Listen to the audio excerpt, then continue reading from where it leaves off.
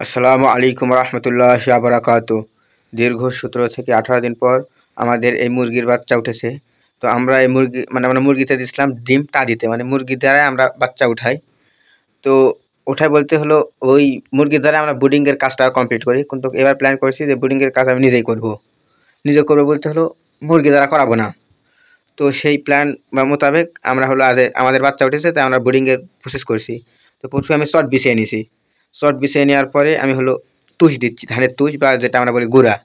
তো গুঁড়া সমানভাবে ছিটিয়ে নিচ্ছি যেন সব জায়গাতে পরে, ওদের তো ফাঁকা না থাকে, এভাবে দেখা লক্ষ্য করে ছিটিয়ে নিচ্ছি। নেওয়ার পরে আমরা হলো এই পানি দিব যেটা হলো মুরগিকে। তো এটা আমরা হলো দিচ্ছি হলো এই পানিতে দিচ্ছি হলো লাইসোভিট, প্রথম বাচ্চা প্রথম দিনেই এই লাইসোভিট দিতে হয়। এটা দিচ্ছি লিটার প্রতি 1 গ্রাম করে। তো আমাদের ওই কোটাটি 1 লিটার না, তবে আমাদের আন্দাজ আছে যে কতটুকু, হাফ লিটার হতে পারে, সে অনুযায়ী দিছি। দেওয়ার পরে বাচ্চা আমরা নিয়ে এসে ওখানে থুবো। তো বাচ্চা মার্শাল্লাহ অনেক কিউট হয়েছে দেখতে। তো বিষয় হলো আমি হলো এই ব্রুডিং প্রক্রিয়াটা ইতিমধ্যে কোনোদিন করি না, এটা আমার ফার্স্ট টাইম। যদি আমার কোনো জায়গাতে মিস্টেক হয়ে থাকে বা ভুল ত্রুটি হয়ে থাকে, তাহলে আপনারা দয়া করে বলবেন। আপনারা বললে আমি ওগুলো জায়গাতে পরবর্তীতে বা নেক্সট টাইম আমি সংশোধন করতে পারবো। কারণ কোন জায়গাতে ভুল আছে আপনারা ধরে দিলে আমি বুঝতে পারবো যে এই জায়গায় ভুল আছে। আর এই ব্রুডিং প্রক্রিয়ায় আমি নতুন, আমি কোনোদিন এই ব্রুডিং প্রক্রিয়াটা করি না, এটা আমার ফার্স্ট টাইম। আর মানুষ তো সব কিছু জানে না, আস্তে আস্তে মানুষ শিখে যায়, পরিস্থিতির মাধ্যমে অনেক কিছু শিখে।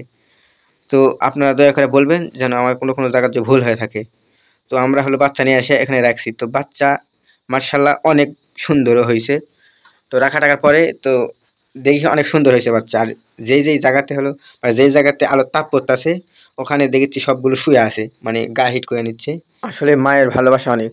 দেখো তার মায়েরা কিভাবে তাদের আগলে রাখতো, কি পরিমাণ হিট দিলে বা কি পরিমাণ তাপ উৎপন্ন করলে তারা থাকতে পারবে, সেই পরিমাণ তাপ উৎপন্ন করতো। আর আল্লাহ তাআলার রহমতের শেষ নেই, কতই না রহমত। আর সকলে আমার জন্য দোয়া করবেন। আসসালামু আলাইকুম রহমতুল্লাহি ওয়া বারাকাতুহু।